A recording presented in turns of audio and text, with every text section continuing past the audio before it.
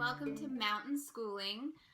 This is my first homeschool video because we just started homeschooling this year, and I wanted to share with you what we've been using for our 2016-2017 school year. I've been having so much fun watching other people's videos, and I feel like it's important for me to share what I'm doing, mainly because I'm sitting there watching all y'all's, and I just feel like I need to share as well. Plus, I'm really excited about what we're using. And in typical mom fashion, I've sent my kids out to play and hoping that they'll give me a few minutes in here alone. I'm videoing amongst browning bananas and crumbs on the table because this is the time that I have before we have other things to do today. So let's get started. This year, and this is our first year, like I said, this year I decided to go with Build Your Library curriculum, which is a literature-based curriculum written by Emily Cook. I don't know if that's probably backwards in the video. It is. But I really love this. I have been admiring this curriculum for many years, and by many I mean, I don't know, 2 years or so before my first daughter was actually due to start kindergarten. I ordered this even though I felt like I wouldn't homeschool just because I liked it so much, and I just hung on to it. And then this year I got my chance. She's actually in 2nd grade, but I'm using the kindergarten curriculum for both my kindergartner and her, and it's working beautifully for both. They both love it, and I almost think in some books and activities my 2nd grader is actually getting more out of what we're doing and what we're reading than my kindergartner is, which is fine. It works for both of them. If I feel like I need to beef it up a little, add a little bit more reading, then I do that, but usually I don't have to. They are right on track, and they are loving it, and this is what I keep it in. I just print it out as I need it. She sends it, I think, in a PDF format, which you could just go log on to your iPad or your phone and scroll through, look what you need to do for the day, and then just do that. But I prefer to print it out because I'm better with books and papers than I am with constantly staring at a screen. And I get really distracted. My fingers seem to automatically press Instagram and email and Messenger and things I should not be pressing when I should be doing something else. So, but we really love this program. Like I said, it's literature based, and it's not, I guess it's not complete in the sense that it doesn't include math or phonics or grammar. She's written it to where that's up to you. You get to customize that. You buy your own curriculum for that, which is fine with me because as I've heard and read and seen, that usually box curriculums for a lot of people, they don't work out because kids are not all the same, and they all don't do well with the same exact stuff, which is fine. I am more focused on the reading anyways. I wanted that to go together, so we do all that together, but their math and their reading instruction and grammar and stuff like that is different, which makes sense because they are kindergarten and 2nd grade. But I think I will show you an example page of how this is set up. Here is week 3, for example, and here is the week. So it says day 1, day 2, day 3, day 4, day 5. It's based on a 5-day week. I am able to condense it down a lot to 3-4 days for all this stuff because sometimes we just want to move quickly, or sometimes the days are really light. You know, there's only 2 readings, maybe a little bit of poetry and a chapter or something from another book, so we'll go ahead and add some activities from the next day, and it all works out. So like I said, we've been using that actually since July, and I didn't want to make a video yet because I thought, you know, I could be like many other people and decide to ditch a curriculum I've chosen, but not this one. I am very excited to just keep on going with Build Your Library. I love it. As far as organization goes, that works. the folder. Like I said, I print it out, I reference it, but then I also rewrite everything down in a simple spiral notebook. I don't have any fancy planners. This is what I use. This is my second graders. This is kindergarten, red, pink, and I just write down what we're doing. For example, tomorrow we were reading, you probably can't see that, but we're reading Children Just Like Me, about a girl, I believe, in Jordan. And then we're going to read Sammy in the Time of Troubles and A Drop Around the World. A Drop Around the World was actually scheduled for later in the week, but I can squeeze it in tomorrow. I have the time. Why not? Then for my kindergartner, I have written down just a math addition game. I'm very into Fridays, even though I do not work outside the home. I still celebrate Friday by doing fun things in the end of the week. Then she'll be doing a page out of her handwriting book and a page or 2 or 3, usually max 3, out of Explode the Code, book C. I have something a little different written down for my second grader, but I will be going through what we're using as far as that goes. So like I said, build your library kindergarten. I will quickly show you the spines, which I love. Again, I love everything about this curriculum, and I think I have all the spines here. Kindergarten is mainly about geography, and I think just realizing that the world is a lot bigger than they know or think so far, and it's just introducing them to the fact that there are very different people out there, and they are far away in way different places than we are used to, and getting, familiar with their stories and the way they see things and their place in the world and our place in the world.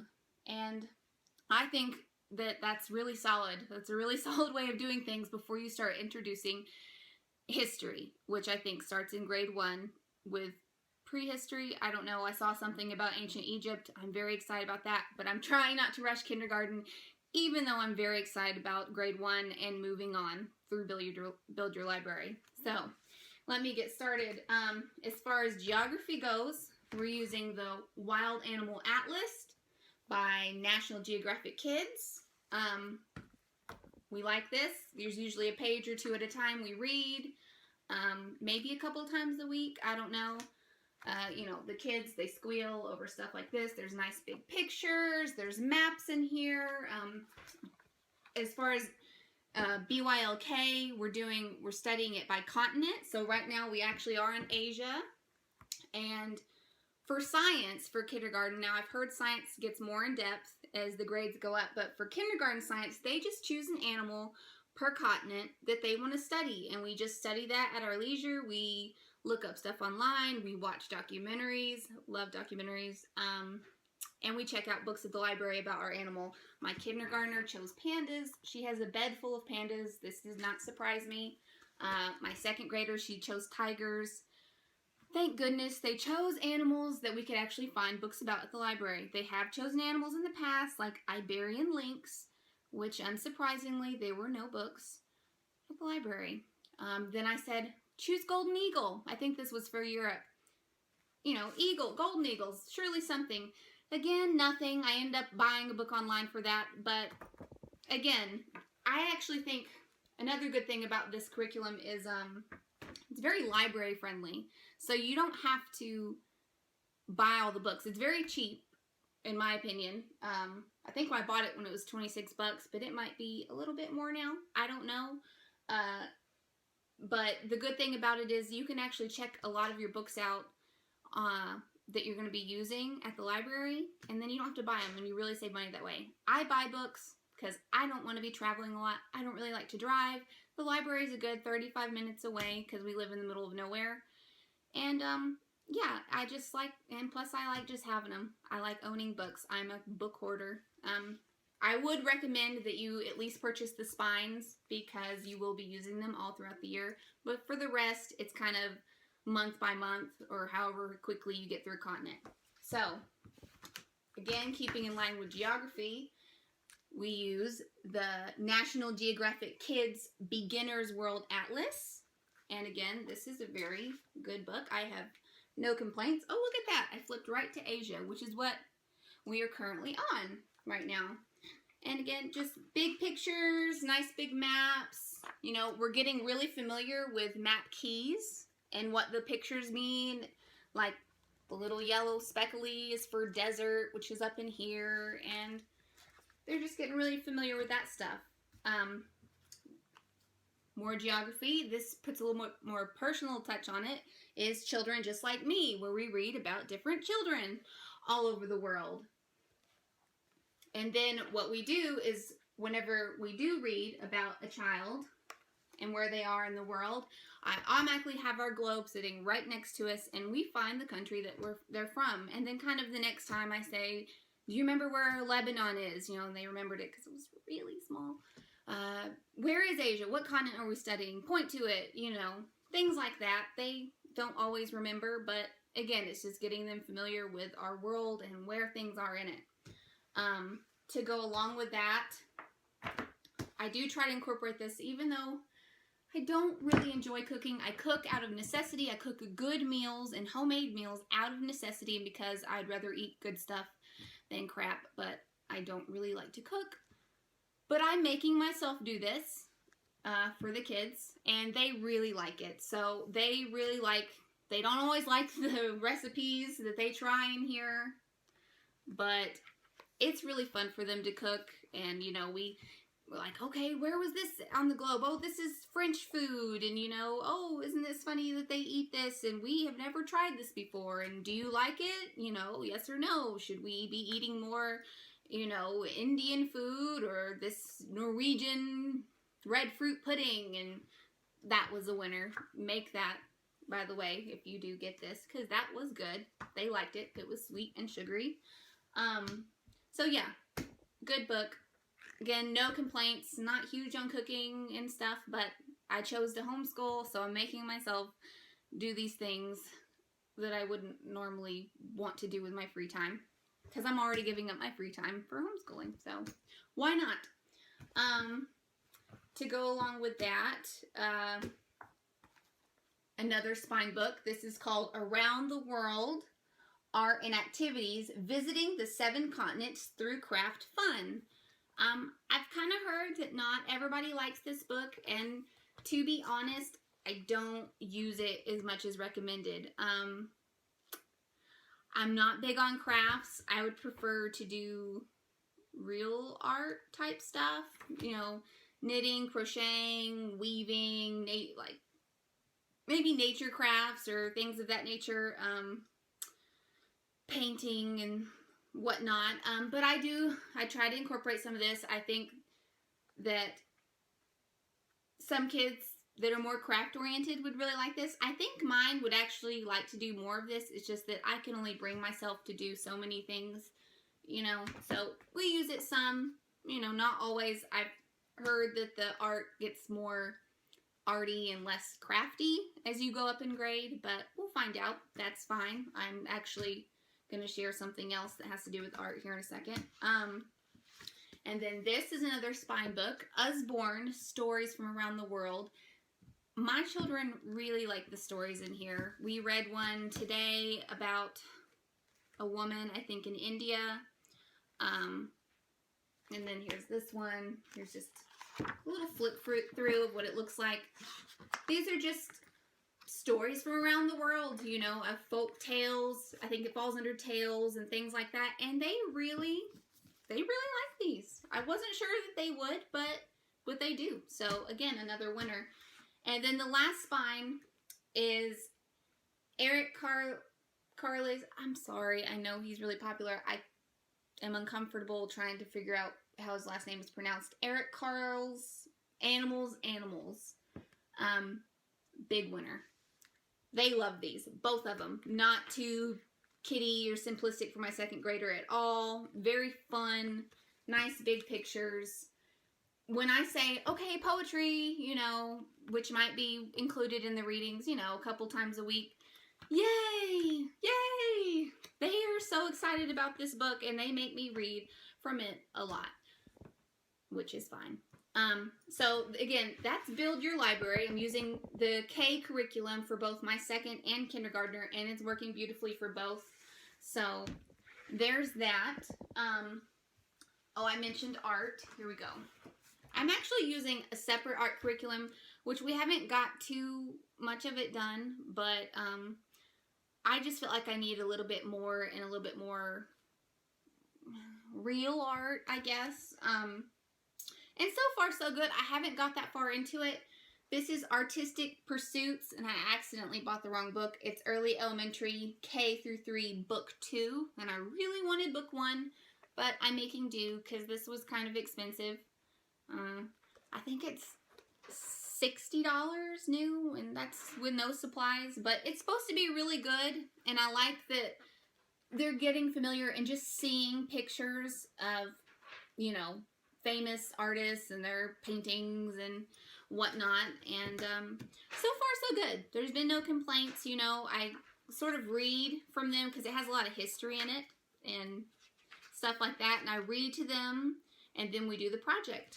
And like I said, so far so good. We use real art materials, you know, paint and pastels, and learning about the color wheel is the next project, so pretty good so far. I might feel differently at the end of the year. I don't know. Okay. For my second grader, I'm using Growing with Grammar, Level 1. I think this is supposed to be for first grade, but I started her a little bit behind because I didn't quite know where she was. Because, again, this is our first year homeschooling. She did really well in public school and was, I know, you know, excelling pretty much in everything. And so far, this has been really easy and quick. And here's an example. I mean, we do one lesson a day, every single day, because, again, they are so quick and light and easy, and I just figure small bites every single day. And she's really liking it. She says, "Yay, grammar!"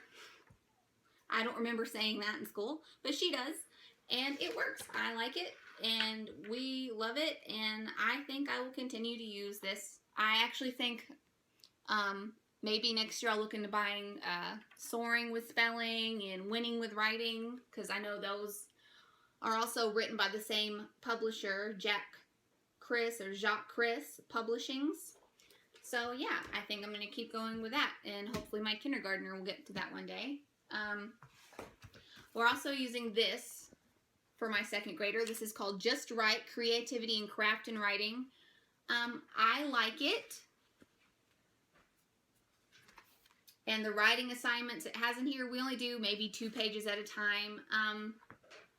She doesn't like it as much, but I am pushing through because I can't always tell whether she just, I don't want to do it, you know, or what it is. But I'm just trying to get her to be creative, not only with art, but with writing as well. And I may try something different next year. I would like to get at least halfway through this book, you know, just to feel it out some more. But I don't think it's bad. I don't think it's as horrible as she makes it seem sometimes when she has to write a single sentence, you know, out of maybe 3 total that she has to write, but I'm not her, so let's see. Oh, we're also doing handwriting. This is my second grader's handwriting book. This is my kindergartner. She recently graduated to book B. My second grader is still on book C. This is called Getty Dubé Italic Handwriting Series for basic and cursive italic. And I read really good reviews about these online. These are very simple, very cheap, and I have 0 complaints. Cheap and good is good for me. There's some examples. My kindergartner did not know how to write a single letter, I don't think. And by the time she was done with book A, she's writing letters, just streams of letters. You know, she doesn't know how to spell anything or make words, but she's doing very well. We really like these. My kindergartner is very excited to learn cursive, and so far so good. She is just now getting to cursive, and she loves it. So another win. Something that I ended up ditching so far, now I won't say ditching, putting it aside, is Teach Your Child to Read in 100 Easy Lessons. This was for my kindergartner.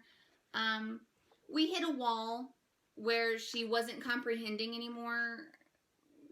I don't know, lesson 12, 15 maybe. So we're just putting it aside, and I think it's good. She was learning, but I think she just hit a wall. She's just too young. She's not ready. So we just put it aside, and we're just focusing on Explode the Code, Book C, which we are on now. So it's very exciting. She started with A. She's breezing through these, loves these. She's learning her letter sounds.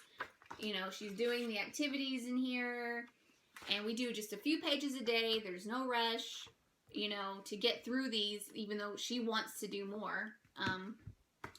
And so, yeah, she's really enjoying those. And I hope that she continues to, because I'm going to keep ordering them as long as she does. And finally, I got more long-winded with this than I intended to get. Finally, we are using Rightstart Mathematics for both of them. Book A and B, and I will not dig out all the stuff that goes with this. I may make a separate video for math because it's a lot of stuff. But so far, I love it. It's very hands-on. Math takes longer usually than anything else just because we're doing a lot of hands-on things. It's not a whole lot of writing, which I think is really good for them.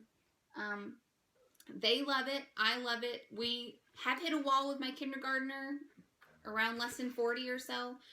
But again, it's just because she's not there yet. She's not ready. So we're just moving back and reviewing. It's fine. My second grader is doing wonderfully with this. Wonderful with the hands-on. She is like full steam ahead. Says math is her favorite subject besides art.